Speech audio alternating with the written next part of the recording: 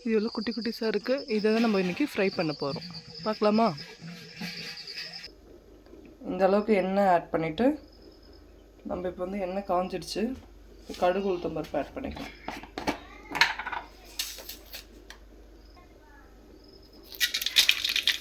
நல்லா காஞ்சிடுச்சு இல்லையா, வெடிக்கிடுப்பாங்க. இப்போ கருவேப்பிலை போட்டாச்சு. இப்போ வாழைக்காய் ஆட் பண்ணிக்கலாம்.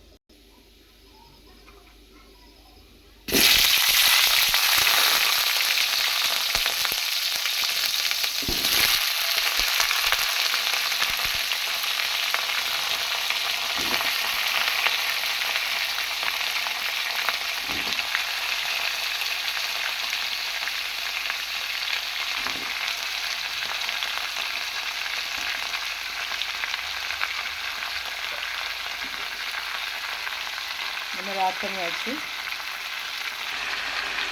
இப்போ இதில் மஞ்சள் பொடி ஆட் பண்ணிக்கலாம். சரிங்களா? நெக்ஸ்ட் வந்து மிளகாய் பொடி போதுமான அளவு போட்டுக்கோங்க.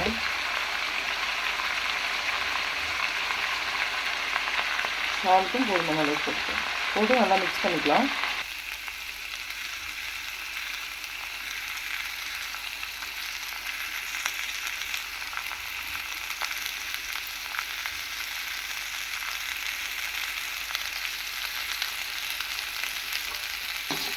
நல்லா வதக்கி விட்டுக்கோங்க.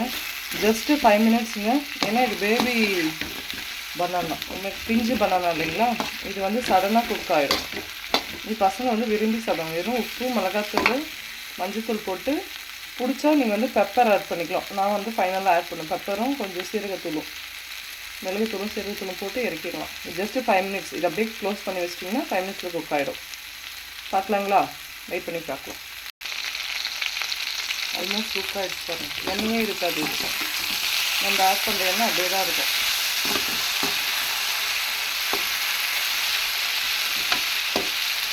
பெருங்காயம் ஆட் பண்ணால் நான் எப்பவுமே எண்ணில் தான் ஆட் பண்ணுவேன். எண்ணெய் பாருங்கள். இவ்வளோ எண்ணெயாக நினைக்காதீங்க. நம்ம போட்ட எண்ணெய் அப்படியே தான் இருக்கும்.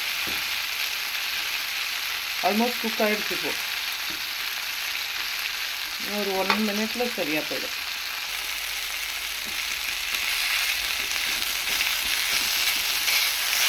குக் ஆகிடுச்சு பாருங்கள். அவ்வளோதான்.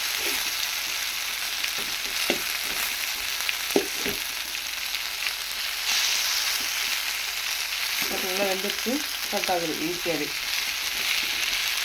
அவ்வளோதான், முடிஞ்சிருச்சு. இப்போ நம்ம கொஞ்சம் பெப்பர் ஆட் பண்ணிக்கிறேன்.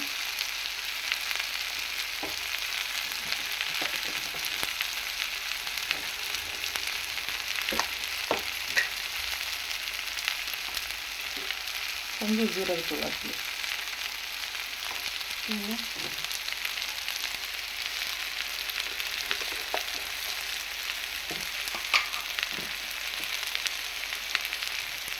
பெருங்காயம் ஆட் பண்ணிட்டேன். ஓகேங்களா? இப்போ ஒரு கிளறி மூடி வச்சா நம்மளுக்கு பிடிச்ச பேபி பனானா ஃப்ரை. ஓகேங்களா? இது குழந்தைங்களுக்கு ரொம்ப பிடிக்கும். மறக்காமல் நீங்களும் செய்யுங்க. வீட்டில் ட்ரை பண்ணுங்கள். எப்படி இருக்குன்னு கமெண்ட்டில் சொல்லுங்கள். ஓகேங்களா? தேங்க்யூ, பாய். இந்த வீடியோ பிடிச்சிருந்தா மறக்காமல் லைக் பண்ணுங்கள், ஷேர் பண்ணுங்கள், சப்ஸ்கிரைப் பண்ணுங்கள். மறக்காமல் சப்ஸ்கிரைப் பண்ணுங்கள். ஓகேங்களா? பாய்ங்க.